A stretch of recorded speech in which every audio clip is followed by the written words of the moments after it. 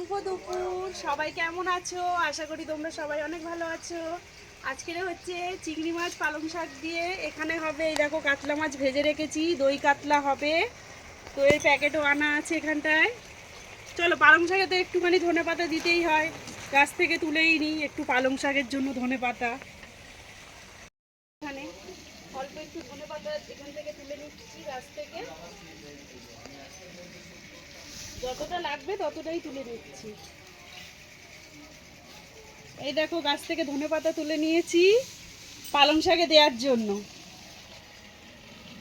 গ্যাসে রান্না করি বাড়িতে, এখানে মায়ের বাড়িতে এসে উনুনে রান্না করছি, ভালোই লাগছে। চারিদিকটা কত সুন্দর দেখো তোমরা। এই দেখো পালং শাক ধুয়েই দিয়ে দিচ্ছি, পালং শাকের মধ্যে ধনেপাতা দিয়ে দিলাম, চিংড়ি মাছগুলোও দিয়ে দিচ্ছি।